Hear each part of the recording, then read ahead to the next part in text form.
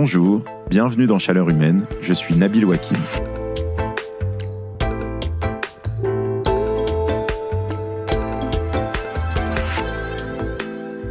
Moi, en général, je suis quelqu'un de plutôt ouvert au changement. Mais il y a un domaine où j'ai longtemps été conservateur. C'est mon alimentation. Il faut dire que je suis lyonnais et libanais, et je viens de deux traditions culturelles qui aiment pas trop être bousculées. Le shish taouk, c'est du poulet avec de la crème d'ail, et le saucisson brioché, c'est du saucisson, et c'est comme ça. Alors, quand j'ai compris que pour parvenir à changer de trajectoire et conserver une planète vivable, il fallait modifier en profondeur ma manière de manger, je suis passé par toutes les étapes du deuil.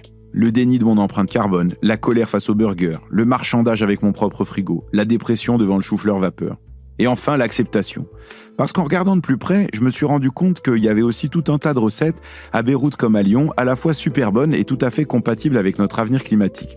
Du mjadra aux lentilles au quenelle, en passant par la soupe à l'oignon gratiné et le kebbe de courge. Si vous écoutez ces podcasts jusqu'au bout, vous savez précisément de quoi je parle.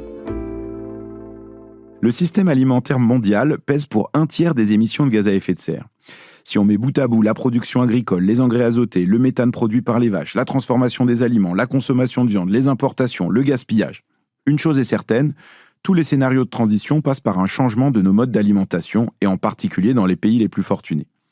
Sauf que c'est un débat super difficile, parce que c'est une sorte de combo géant. Il faut changer à la fois nos habitudes culturelles, mais aussi nos organisations familiales, des modèles économiques et sociaux, réfléchir à des questions éthiques et faire des choix rapides de politique publique. Dit comme ça, c'est à peu près aussi facile que convaincre mon fils de 3 ans de manger des carottes. La bonne nouvelle, c'est qu'une alimentation qui ne détruit pas la planète peut aussi être meilleure pour notre santé et même une source de joie collective. Pourquoi notre alimentation pose problème pour notre avenir ? Que doit-on changer dans notre manière de nous nourrir ? Est-ce qu'il faut tous devenir végétariens ? Comment faire pour manger mieux pour nous et pour notre environnement ? Voilà, c'est de tout cela dont on va parler dans cet épisode de Chaleur Humaine.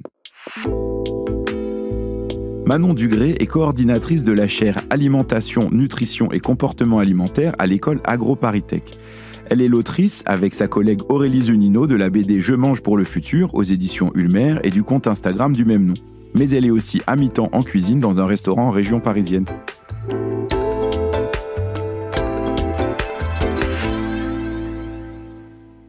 Bonjour Manon Dugré. Bonjour Nabil. Alors si on peut commencer par le début, notre système alimentaire en France, il a une empreinte carbone qui est très importante. Pourquoi ? On sait qu'on va devoir changer parce que notre système alimentaire, il va devoir répondre à des enjeux liés au dérèglement climatique, à la biodiversité, à la sécurité alimentaire et nutritionnelle des populations. Donc la première chose, c'est effectivement son impact en termes d'empreinte carbone qui participe grandement au dérèglement climatique. On parle de 1/3 des émissions carbone à l'échelle du globe. D'après le Haut Conseil pour le climat, on parle d'environ 22% à l'échelle de la France.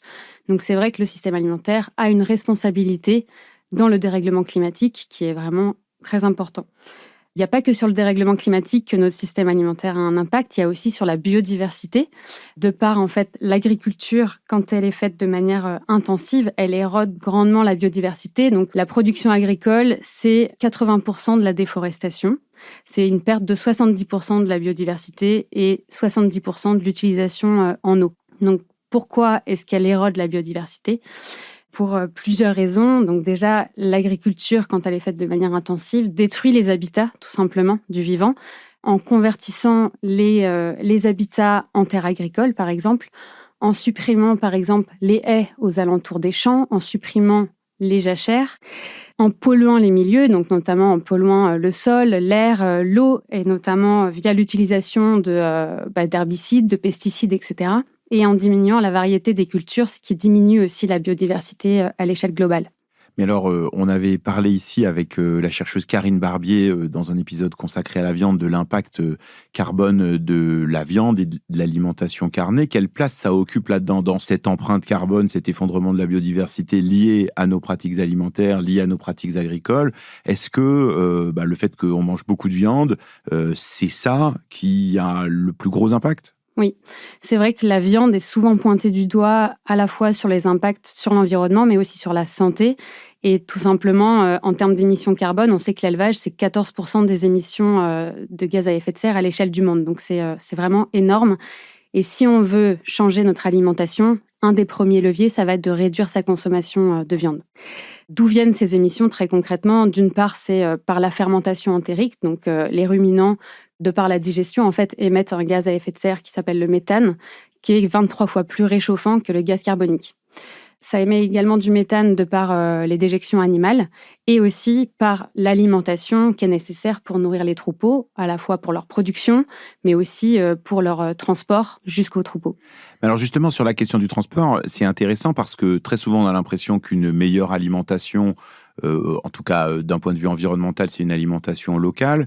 Est-ce que c'est nécessairement vrai? C'est-à-dire, est-ce que manger local, ça a forcément moins d'impact sur la planète parce qu'on économise le transport et donc le fait qu'il va y avoir des émissions de gaz à effet de serre ou des destructions de l'environnement liées au fait de transporter depuis l'autre bout de la planète des denrées alimentaires?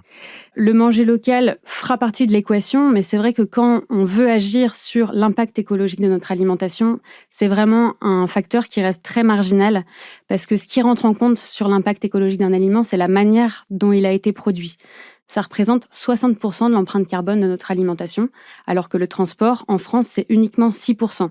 D'après les estimations, ça peut aller jusqu'à 14%, mais du coup, c'est vraiment pas comparable avec le poids que représentent les modes de production. Après, ça représente quand même des intérêts. Le manger local, c'est quelque chose qui a pris une part vraiment importante, notamment pendant le confinement, où les consommateurs, en fait, ont eu envie de se réapproprier leur alimentation. Donc, ça recrée un lien social et ça leur permet de se reconnecter avec la manière dont les aliments sont produits, avec, du coup, en ayant une information et plus de confiance envers cette alimentation. Ça permet d'avoir plus d'infos aussi, tout simplement, sur les modes de production. On réduit les intermédiaires et du coup, on a un accès plus simple à cette information.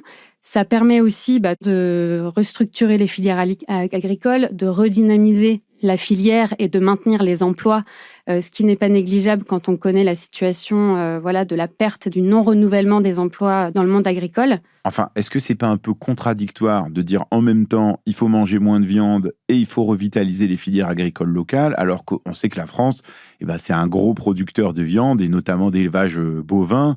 Est-ce que ça peut se conjuguer?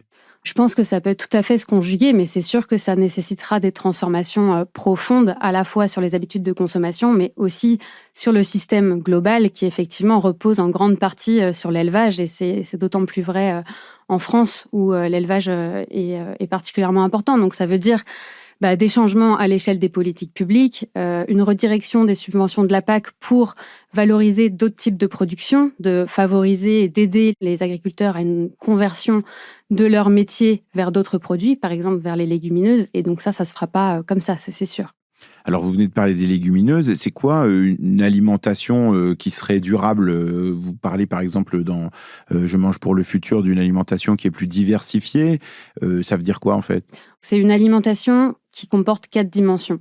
Elle doit permettre l'accès à une alimentation de qualité et en quantité suffisante pour les générations actuelles et futures. Donc ça, c'est l'aspect vraiment santé et nutrition. Elle doit permettre de préserver les ressources naturelles et les écosystèmes. Donc ça, c'est l'aspect environnement auquel on pense toujours en premier lieu. Et il y a 2 autres dimensions qu'on a tendance un peu à oublier. C'est l'accessibilité économique. Elle doit vraiment être accessible à tous et aussi permettre une meilleure rémunération des producteurs. Et le dernier point, c'est qu'elle soit culturellement acceptable. Donc ne pas faire des recommandations qui soient complètement à côté de la plaque par rapport à nos habitudes alimentaires. Et ça veut dire prendre en compte aussi les traditions culinaires qui existent, notre manière de manger, pour réfléchir à des scénarios de transition?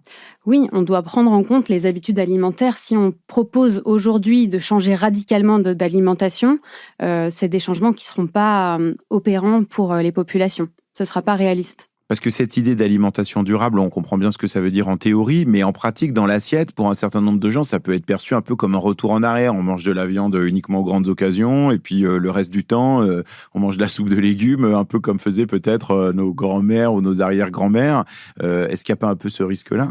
Alors peut-être que c'est un avis personnel, mais je vois rien de négatif là-dedans. En fait, je pense qu'il y avait beaucoup de bon sens dans la manière dont on s'alimentait il y a quelques dizaines d'années et qu'on a quand même perdu ce bon sens. La consommation de viande, elle a complètement été banalisée ces 50 dernières années.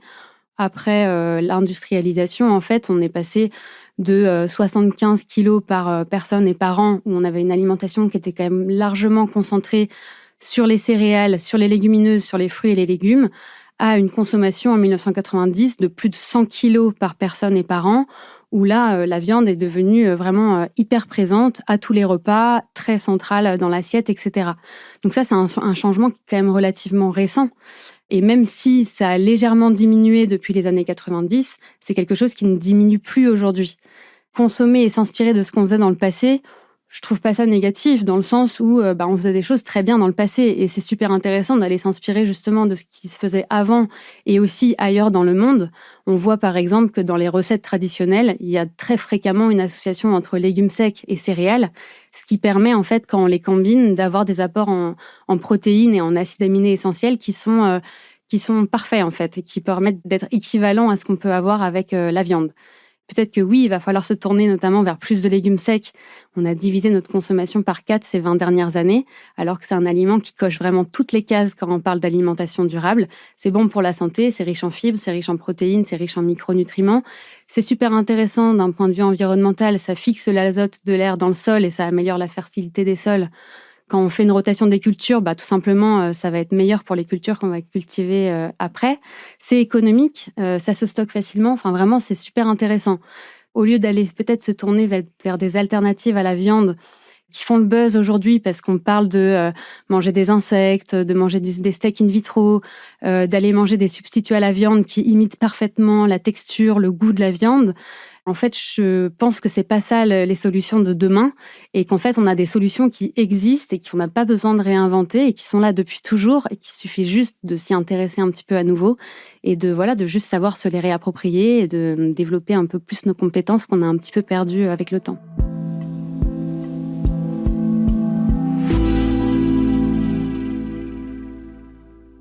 Alors, vous l'avez dit, sur la consommation de viande en France, en réalité, la consommation, elle diminue pas vraiment. Elle reste assez stable. On a l'impression que ça fait partie des sujets sur lesquels c'est très difficile de faire changer les habitudes, nos habitudes alimentaires. Qu'est-ce qui vous semble être le principal point bloquant là-dessus? Qu'est-ce qui fait que, c'est un sujet aussi épineux? Quand on parle d'habitudes alimentaires, on parle de routines et d'habitudes qui sont très ancrées dans les comportements. Donc, c'est très difficile de modifier ces habitudes. Quand on nous dit la situation est urgente, il faut changer nos comportements pour des raisons de durabilité, ça parle à notre cerveau conscient, alors que la plupart de nos choix, en fait, se font totalement de manière inconsciente. Après, il y a tout un tas de freins qui fait qu'on ne peut pas changer comme ça notre alimentation. Les individus, en fait, ils sont dans un système avec de nombreux facteurs qui agissent à plusieurs niveaux, à l'échelle individuelle, à l'échelle environnementale et sociale, et au niveau plus lointain politique, par exemple, qui vont venir faire autant de freins aux modifications de leur alimentation. À l'échelle individuelle, il y a quelque chose qui me semble assez important. En termes de connaissances, les consommateurs, je pense, sont complètement perdus parce qu'il y a une vraie cacophonie de l'information sur le sujet de l'alimentation santé et de l'alimentation durable. Et nous, on travaille beaucoup sur les réseaux sociaux et c'est vraiment un lieu où on entend vraiment tout et son contraire sur l'alimentation. On a de plus en plus d'individus et de structures en fait qui se positionnent comme des prescripteurs. Donc, on va avoir des influenceurs food qui prônent tel ou tel régime sans bagage scientifique. Il va y avoir aussi les marques qui utilisent de plus en plus le marketing digital et qui vont aussi transmettre des messages. Donc, très concrètement, moi, en tant que consommateur, comment je priorise mes combats, sachant que déjà, en termes de connaissances, je suis un petit peu perdue. La deuxième chose, pour moi, c'est que je pense qu'il y a beaucoup de croyances et d'idées reçues sur le sujet, donc auquel participe aussi toute cette cacophonie dans les médias. En fait, l'alimentation durable, et notamment une alimentation qui se veut plus végétale, elle est vue comme quelque chose qui est très contraignante. On a l'impression que ça va nous demander de passer 2 heures en cuisine tous les jours, que ça va nous demander de dépenser beaucoup plus. L'alimentation végétale, on a l'impression que ça va nous donner des carences, alors que c'est pas forcément vrai. Donc, comment est-ce qu'on arrive aujourd'hui à jouer sur ces croyances pour que demain, on puisse adopter une alimentation. Alors, on peut peut-être revenir sur ces points-là, parce que je pense qu'ils sont vraiment importants, et notamment celui sur l'équilibre alimentaire, sur l'aspect nutritionnel. Et c'est vrai que moi, je reçois beaucoup de mails d'auditrices et d'auditeurs sur ce sujet-là, en disant, j'ai essayé d'être végétarien, j'essaye de diminuer la viande un maximum, mais en fait, j'ai peur que mes enfants n'aient pas suffisamment de protéines animales, n'aient pas un bon équilibre alimentaire. Est-ce que vous, dans le travail qui a été mené aussi par la chaire dans laquelle vous travaillez, dans le travail qui est fait à AgroParisTech, est-ce qu'on peut avoir un bon équilibre alimentaire sans viande ? Si on prend un individu qui est en bonne santé, c'est-à-dire sans prendre en compte des populations fragilisées, comme les personnes âgées par exemple, qui ont des besoins nutritionnels vraiment spécifiques, il n'y a aucun risque à adopter un régime végétarien tant qu'on a une alimentation diversifiée. Et c'est vrai que nous, on prône vraiment cette diversité dans les assiettes parce que, alors pour plein de raisons, mais sur les aspects nutritionnels, ça permet d'assurer des apports nutritionnels qui sont vraiment adéquats avec nos besoins. Et après, il y a plein d'autres avantages de diversifier nos consommations vis-à-vis de l'environnement. Peut-être qu'on aura l'occasion d'en reparler plus tard. Pardon, mais juste pour bien comprendre, diversifier le contenu de notre assiette, ça veut dire quoi ? Ça veut dire, alors déjà, consommer toutes les catégories d'aliments, donc ne pas supprimer telle ou telle catégorie. Et ça va être diversifier, par exemple, les espèces ou les variétés qu'on consomme.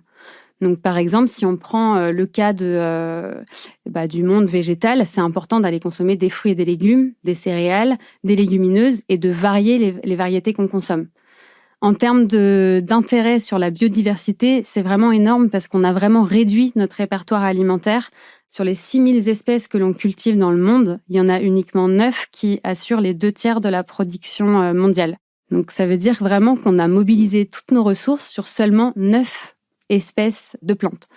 On surconsomme en fait certaines variétés, le blé, le riz et le maïs. On surconsomme ces 3 céréales, ça représente 50% des calories ingérées dans le monde. Donc on a vraiment réduit notre répertoire et c'est très dangereux parce qu'en fait, on met vraiment tous nos œufs dans le même panier et quand on réduit comme ça les productions à quelques monocultures, on met complètement en péril la sécurité alimentaire et la résilience de nos systèmes alimentaires. On sait que, par exemple, que le blé est très sensible aux épisodes de sécheresse alors que l'épeautre, lui, y est beaucoup plus résistant. De la même manière, il y a des bioagresseurs qui se développent d'autant plus avec le dérèglement climatique, avec les températures qui augmentent, etc. Si ça décime toute une culture et qu'on n'a qu'une culture à proposer, on comprend bien que ça met en péril la sécurité alimentaire. Ça, je comprends bien que là-dessus, on prend plus de risques. Je voulais revenir quand même sur un point, parce qu'on a parlé de l'alimentation végétarienne, mais est-ce qu'une alimentation végane, c'est-à-dire sans aucun produit qui provient d'animaux, est-ce que ça peut aussi être une alimentation équilibrée ?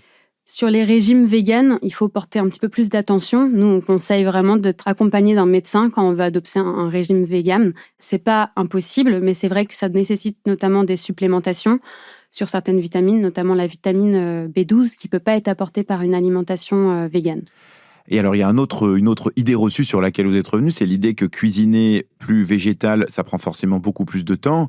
Bon, moi, dans ma vie, j'ai l'impression que ça me prend quand même beaucoup plus de temps pour faire à manger à mes enfants que quand je fais que des légumes, si je fais pas de viande, pas de poisson, et qu'il faut faire une salade, une quiche, je sais pas quoi, enfin voilà, un truc qui soit à la fois bon et uniquement végétal. Est-ce que c'est pas forcément le cas, c'est-à-dire quand on veut cuisiner plus de produits végétaux, on a besoin de plus de temps ? Je pense que c'est en partie vrai et c'est pour ça que c'est vraiment important pour des organismes comme les nôtres de pouvoir développer les compétences culinaires pour mieux savoir cuisiner le végétal parce que comme je disais, c'est vraiment des compétences qu'on a un petit peu perdues.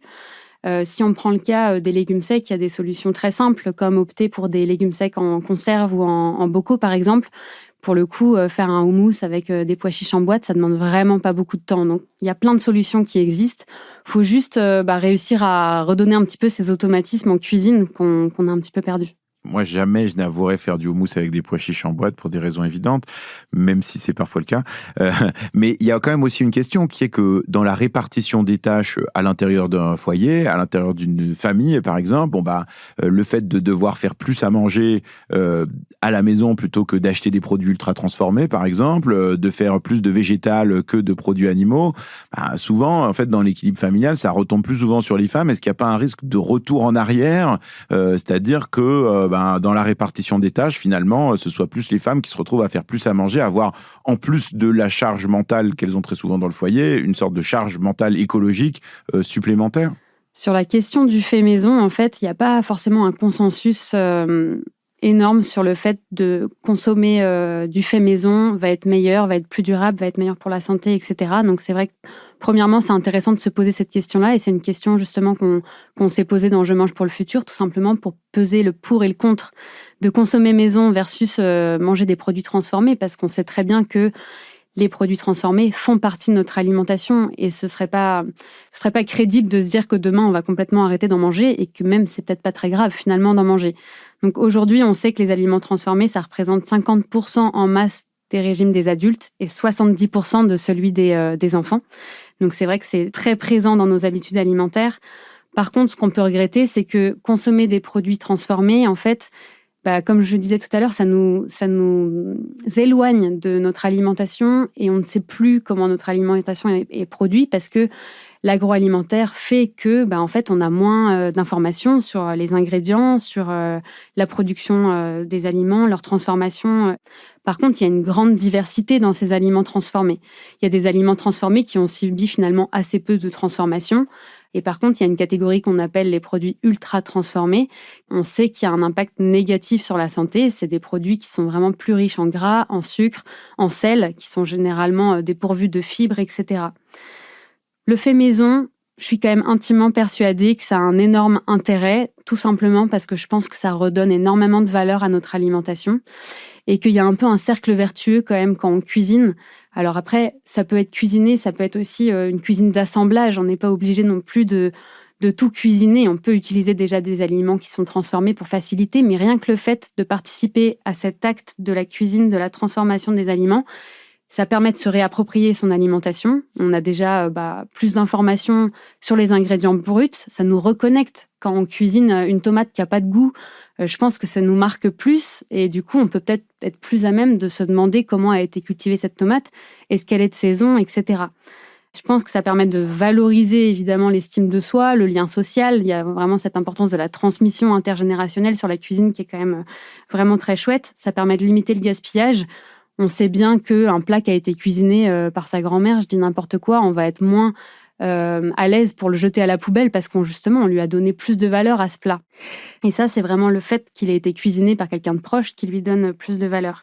Ça permet aussi de faire des économies sur les ingrédients bruts, le fait de faire soi-même la transformation. Mais par contre, il y a effectivement le temps passé à cuisiner qui rentre en compte. Et c'est là que finalement, on ne sait pas si cuisiner maison va nous permettre de faire des économies, parce que si on prend en compte le coût de l'énergie et le temps passé, et si ce temps passé était budgété, on se rendrait compte que finalement, ça coûte quand même assez cher. Et malheureusement, comme vous le disiez, en fait, 75% de ce temps passé à cuisiner est réalisé par les femmes aujourd'hui.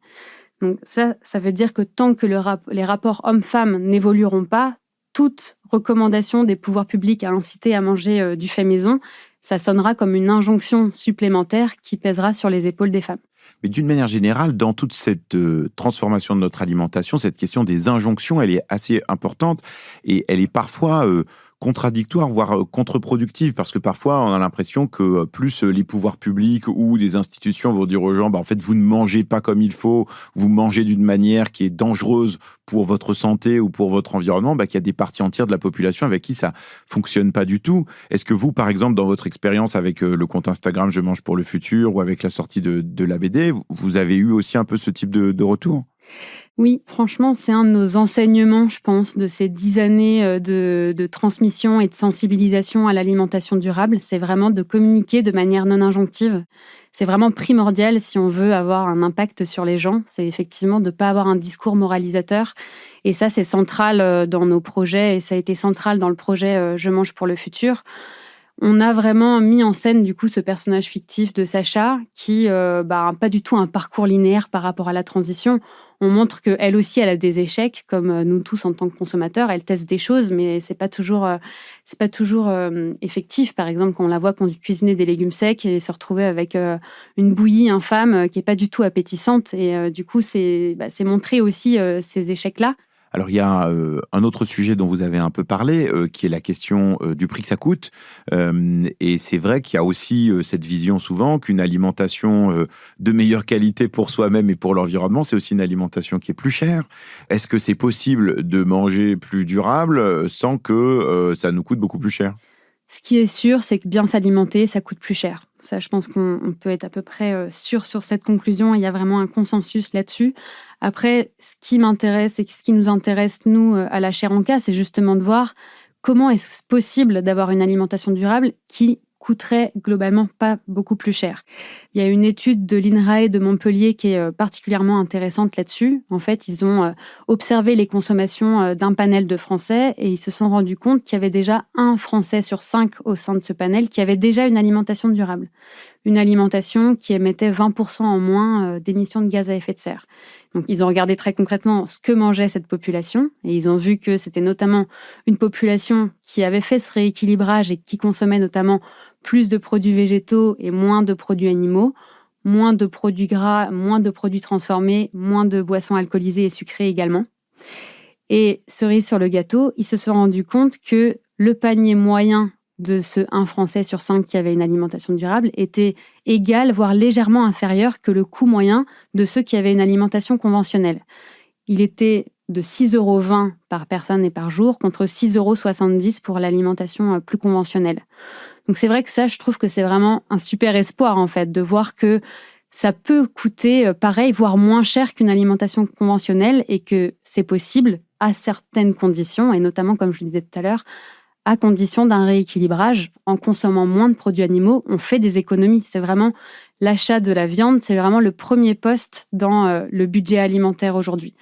Si on réduit ça, on peut faire des économies et on peut réinjecter ces économies vers, par exemple, l'achat de produits qui ont été produits de manière plus écologique, qui généralement coûtent un petit peu plus cher. Après, 6,20 €, ça reste inaccessible pour une grande partie de la population. On sait aujourd'hui qu'en dessous de 4,20 €, c'est déjà quasiment impossible d'avoir une alimentation qui soit juste une alimentation santé, bonne pour la santé.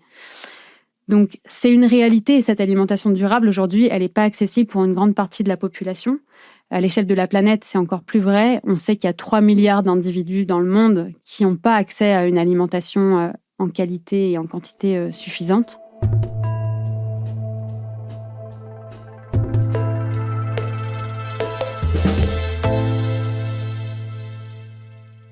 Alors vous, est-ce que vous avez des trucs pour donner aux gens à la fois l'envie et le courage de se mettre à transformer même leur alimentation ? Comment vous vous y prenez pour mettre les gens sur la bonne voie ?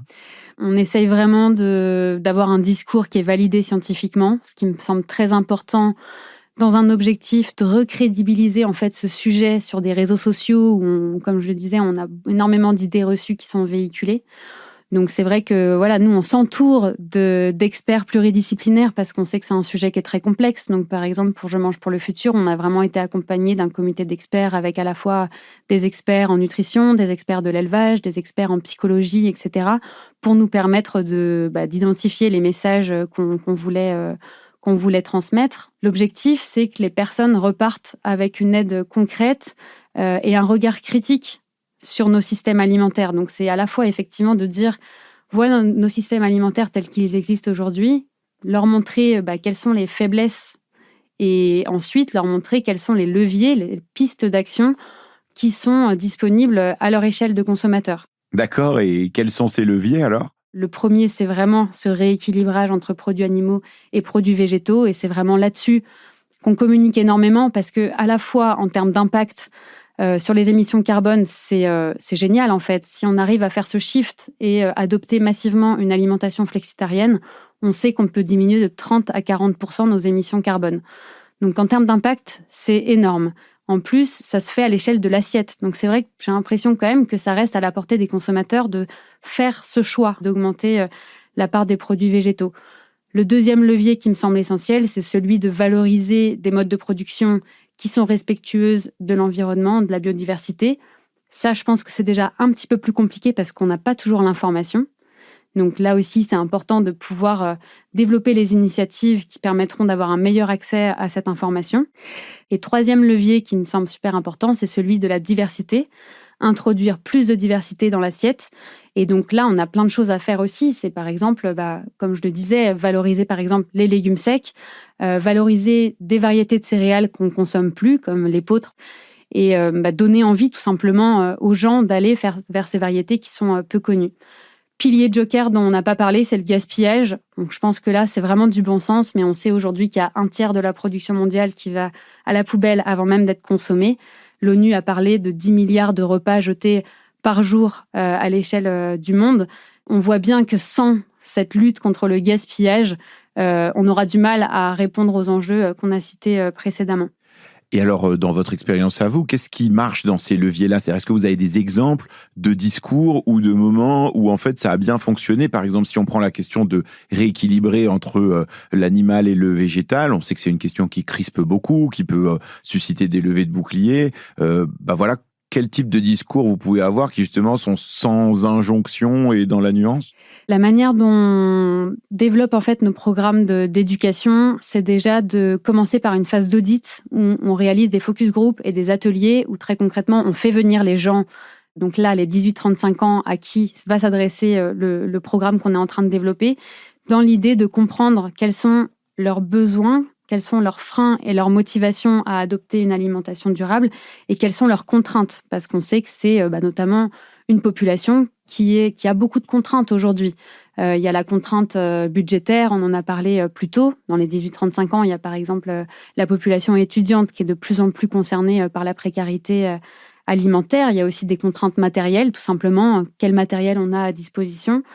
Et des contraintes en termes de freins et de motivation. Tout à l'heure, j'en parlais, dans les représentations, on a l'impression que l'alimentation durable, c'est quelque chose de contraignant. Donc c'est vrai que la première chose, c'est de comprendre un petit peu tout ça.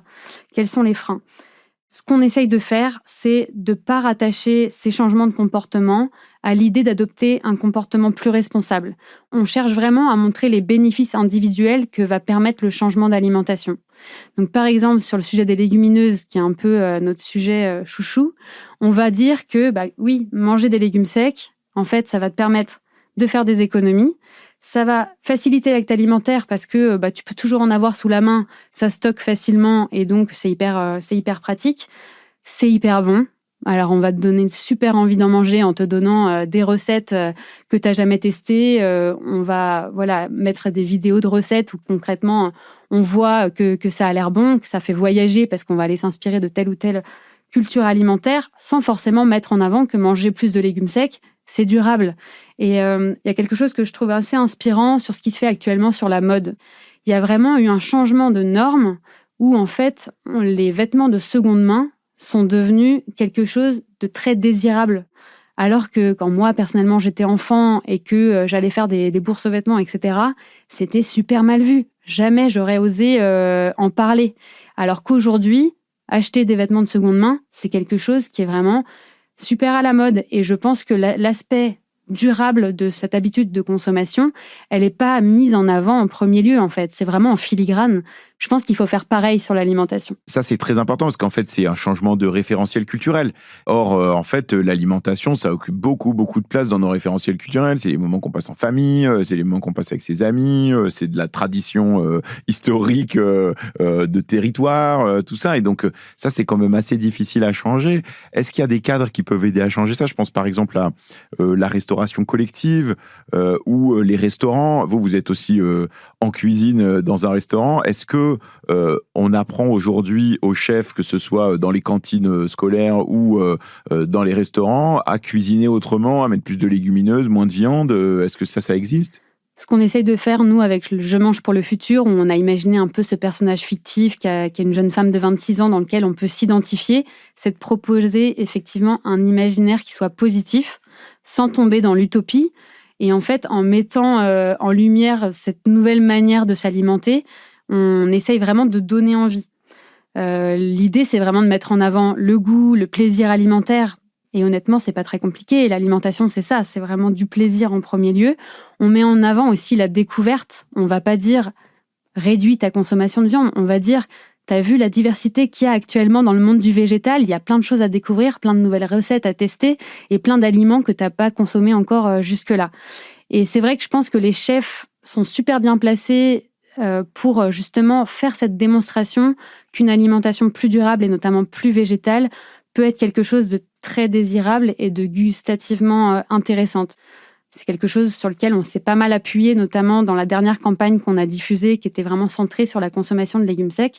J'ai contacté plein de chefs, de jeunes chefs et pas mal de jeunes chefs qui sont très engagés sur l'alimentation durable et qui font cette démonstration tous les jours, en fait, que en fait, ça peut être super bon juste de manger des légumes secs, etc. Par exemple, si on regarde l'exemple de l'émission Top Chef, je pense que c'est assez intéressant. C'est quelque chose de très médiatisé. Et c'est vrai que les émissions culinaires, en général, ont un énorme succès aujourd'hui, depuis plusieurs années. On voit de plus en plus à la fois des candidats qui se font écho en fait, de valeurs et d'engagement sociétal par rapport à ces enjeux du dérèglement climatique, de la cause animale, etc. Je me souviens d'Adrien Cachot d'il y a quelques années, qui s'était vraiment distingué en cuisinant particulièrement les abats. Ça, je trouve ça super intéressant parce que nous, on pense que pour manger moins et mieux de la viande, il faut valoriser par exemple l'intégralité de l'animal. Bon, si aujourd'hui, on a un chef qui passe dans Top Chef et qui montre que cuisiner les abats, c'est vraiment trop bien et super bon. Je pense que c'est super inspirant pour les gens. Dernièrement, on a vu cette saison ils ont eu comme épreuve de devoir réaliser un trompe-palais avec un plat qui devait imiter la viande. C'est vrai que ça évolue et je pense que si on fait évoluer l'émission comme ça, avec à la fois des épreuves, à la fois ils font venir des chefs qui sont engagés, qui vont demander par exemple aux candidats de cuisiner un poisson de la tête à la queue, qui vont leur demander de valoriser des restes qui ne sont pas censés être consommés, etc. Ils font cette démonstration et je pense qu'il y a quelque chose de très inspirant là-dedans. Est-ce qu'il y a par exemple des villes ou des collectivités qui se sont déjà un peu posé des questions sur comment faire pour qu'à une échelle collective, on puisse avoir une alimentation plus durable ? On peut parler de la commune de Mouansartou, je pense, qui peut vraiment servir de modèle. Il y a vraiment le maire qui est très engagé sur ces questions-là, qui a vraiment réussi à revoir le modèle de la cantine. Actuellement, la commune est entièrement approvisionnée par les agriculteurs du coin et en 100% bio. Donc, c'est vrai que là aussi, c'est un modèle à suivre et une démonstration que c'est possible aussi à l'échelle des collectivités. Et vous, si on vous demande, c'est quoi un menu parfait pour vous qui respecte à la fois une alimentation durable, mais qui, en même temps, soit très bon ? Je pense que ça va être un menu, évidemment, qui est tourné vers le végétal. Peut-être que la protéine animale sera présente, mais sera peut-être secondaire. Donc, on peut imaginer, par exemple, un bouillon, je ne sais pas, qui aurait été fait avec des carcasses de poulet, où on aurait valorisé le goût du poulet, mais finalement, le poulet, il n'est pas présent dans le bouillon. On a juste extrait le goût du bouillon. Donc, ça pourrait être ça, par exemple, un petit bouillon en entrée. En plat principal, on pourrait imaginer un risotto d'orge perlée, par exemple. Donc, céréales qu'on ne connaît pas forcément. Et petit indice, la recette est dans le livre « Je mange pour le futur ».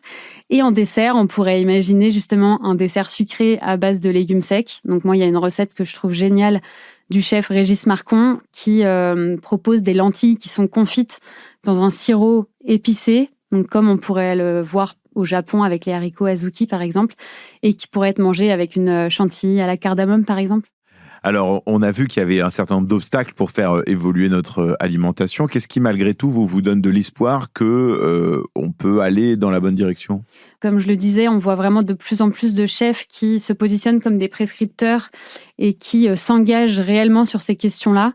On peut parler de Manon Fleury qui vient d'avoir une étoile au Michelin et qui a justement fait la démonstration qu'une alimentation végétale peut être vraiment super diversifiée, super intéressante. En plus, elle travaille directement avec des producteurs qui sont en région parisienne. Donc, il y a vraiment cette valorisation du produit. Je trouve ça super enthousiasmant, ce mouvement-là qu'on voit notamment en cuisine aujourd'hui.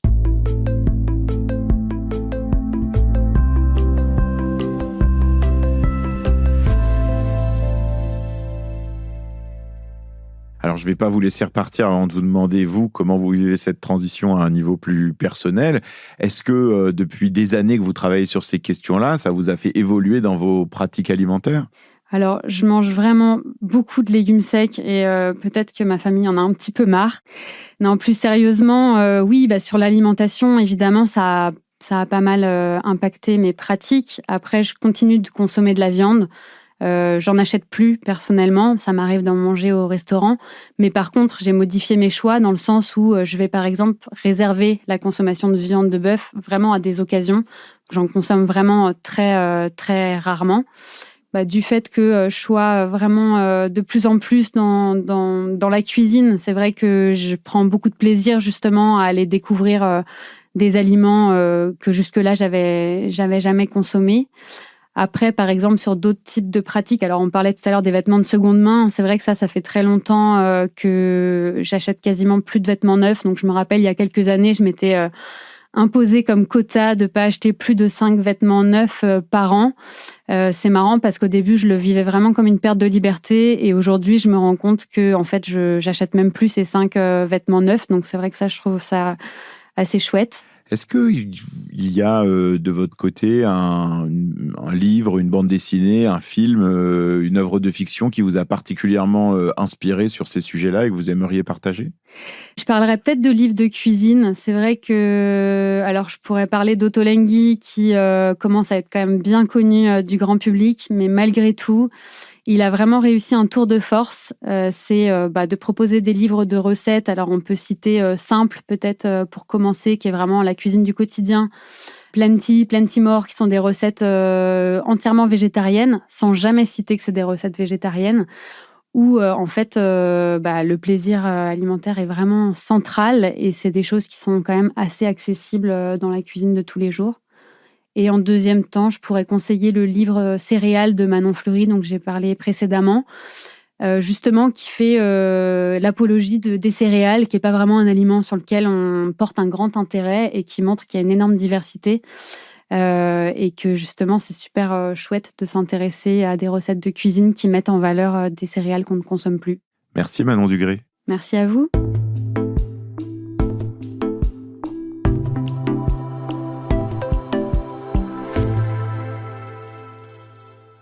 Ce n'est pas un secret, je m'intéressais beaucoup à l'alimentation avant cet épisode. Pourtant, j'ai appris beaucoup de choses dans cette discussion avec Manon Dugré. La première est cruciale, rééquilibrer nos assiettes avec moins d'animal et plus de végétal. Manon Dugré le dit bien elle-même, il ne s'agit pas de tous devenir végétariens, mais c'est l'impact le plus direct qu'on peut avoir sur la crise climatique et l'effondrement de la biodiversité. On en avait parlé ici avec la chercheuse Karine Barbier. La moyenne de 85 kg de viande par an et par personne en France est une moyenne trompeuse. Il y a des gens qui mangent très peu de viande et d'autres qui en mangent beaucoup. J'ai fait partie de cette deuxième catégorie et croyez-moi, c'est finalement pas très difficile d'en manger moins, voire beaucoup moins. Là où l'approche de Manon Dugré est intéressante, c'est qu'on peut aller vers des assiettes avec plus de légumes, de céréales, de légumineuses, pas simplement par contrainte, mais aussi parce que c'est bon, c'est meilleur pour la santé, ça permet de tester plein de nouvelles recettes. Et elle explique bien que pour des pans entiers de la population, venir expliquer qu'ils sont des gros méchants parce qu'ils mangent de la viande et qu'ils aiment le barbecue, ça peut être contre-productif. Alors qu'il y a des manières joyeuses et désirables de changer notre alimentation. Ça me fait penser à ce que disait Éloi Laurent sur la transition heureuse, il y a quelques épisodes de Chaleur Humaine. Ce qui m'amène au deuxième point que je retiens de cette conversation, l'idée de diversifier nos assiettes. Il y a un chiffre que je retiens dans ce qu'a dit Manon Dugré. 9 espèces cultivées représentent les 2/3 de la production agricole mondiale. Ça vient en fait d'un rapport de la FAO, l'Organisation de l'ONU pour l'agriculture et l'alimentation. Ces 9 espèces vont vous surprendre. Il y a bien sûr le riz, le blé, la canne à sucre, le maïs, les patates et le soja. Mais aussi le manioc, la betterave à sucre et le palmier à huile. Alors qu'il existe 6000 plantes cultivées à des fins alimentaires dans le monde. Ça m'a fait penser que moi-même, j'étais pas franchement inventif, que je mangeais trop souvent les mêmes assiettes et qu'il y avait plein de choses chouettes que je pouvais découvrir que je n'avais pas encore essayé. Jusque-là, je regardais le pain à l'épeautre ou l'orge perlée comme des lubies de fans du Moyen-Âge, un peu bizarres. Bon, maintenant, je suis obligé de reconnaître qu'on a tous intérêt à essayer des recettes et des choses nouvelles et de s'en mettre plein les assiettes. Ce que je comprends aussi, c'est qu'une alimentation plus diversifiée, ça permet de préserver la biodiversité et aussi de rendre l'agriculture plus résistante face à tout ce que va nous imposer le changement climatique. Le troisième élément quand même, c'est de ne pas s'arrêter à cette dimension individuelle. C'est bien de changer ce qu'il y a dans mon assiette, mais avec ce podcast, je suis bien placé pour savoir que ça ne suffit pas. Il nous faut travailler sur des menus de cantines scolaires et professionnelles, sur la formation des chefs en cuisine, sur la vision collective qu'on a de notre alimentation. C'est là que les pouvoirs publics ont aussi un rôle à jouer. D'ailleurs, le signal envoyé pendant la crise agricole au début de l'année 2024, c'est vraiment pas terrible. On pourrait à l'inverse rêver d'une grande campagne d'éducation populaire pour qu'on s'empare tous ensemble du sujet. Je sais pas moi, des grands banquets de quartier ou de village avec peu ou pas de viande, des semaines de l'alimentation joyeuse dans les écoles et les universités, des fêtes de la nourriture du futur qui nous permettent de goûter des menus délicieux et qui nous font envie. Un dernier point peut-être, j'ai bien aimé ce que disait Manon Dugré sur le fait maison. Oui, c'est super de faire soi-même quand on peut. Mais dans la vraie vie et dans notre organisation de vie, on n'a pas toujours le temps. Alors on compose comme un peu avec du frais, des boîtes, du surgelé, des recettes bricolées et c'est pas grave. Sur cette question comme sur toutes les autres, je suis bien sûr preneur de vos avis et de vos témoignages, comme toujours à l'adresse chaleurhumaine@lemonde.fr.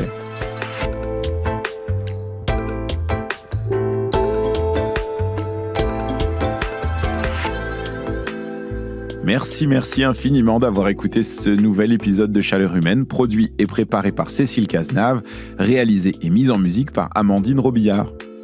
Chaleur Humaine, c'est aussi une infolettre hebdomadaire tous les mardis à laquelle vous pouvez vous inscrire gratuitement sur le site du Monde et un livre du même nom, toujours dispo en librairie. Si vous êtes encore là, prenez le temps de m'écrire pour me dire si cet épisode vous a donné envie de cuisiner des légumineuses ou fait saliver devant un risotto au cèpe. Vous pouvez m'envoyer vos critiques, vos avis et un ragoût de bémier à la sauce tomate avec du riz. Je crois qu'en français, on appelle ça okra, à l'adresse chaleurhumaine@lemonde.fr. Et si vous en avez marre des mails, vous pouvez aussi m'écrire par courrier ou m'envoyer des colis, si ça vous chante, au journal Le Monde, 65 avenue Pierre Mendès France, 75 013 Paris. Si vous aimez ce podcast, voilà ce que vous pouvez faire. 1. Vous pouvez vous abonner sur votre application favorite. 2. Vous pouvez le partager à vos amis. 3. Si vous avez plus de temps, vous pouvez ajouter des commentaires et des étoiles. Merci pour votre écoute et bravo d'être resté jusque-là, puisque vous êtes encore là. Après tout, j'en profite pour vous glisser une petite recette, et cette fois, elle n'a rien de familial. Elle vient du livre de Manon Dugré et Aurélie Zunino, dont j'ai parlé un peu plus tôt dans l'émission. Il s'appelle « Je mange pour le futur ». J'ai pris la recette de falafel aux noix, des falafels pas du tout orthodoxes, qui ne plairaient pas du tout à ma grand-mère, mais il paraît qu'il faut se diversifier et être inventif. C'est moi-même qui l'ai dit il y a quelques minutes. Alors voilà comment on fait. On mélange 40 g d'oignons coupés fins, avec 50 g de noix et des herbes qu'on aime bien, du persil, de la menthe, de la coriandre, ce que vous voulez en fait. On mixe 500 g de pois chiches bien égouttés, et puis on mélange cette pâte avec la préparation oignons et noix. Ensuite, on fait des petites boulettes qui ont toutes à peu près la même taille ou le même poids, et on les met au congélateur pendant 1 heure pour les faire durcir. Après ça, il suffit de passer les boulettes dans un peu de farine, 2 blancs d'œufs et de la chapelure. Et puis, on fait frire ces boulettes dans une huile de friture bien chaude pendant 2-3 minutes. On les pose ensuite sur du papier absorbant avant de servir. Moi, je crois que je vais essayer avec une sauce au yaourt et à l'ail et une salade de concombre quand ce sera vraiment la saison. Une pensée vraiment sympa pour celles et ceux qui sont restés jusque-là. Merci beaucoup. J'espère que vous êtes déjà au fourneau ou peut-être que vous y pensez. Merci et à la semaine prochaine.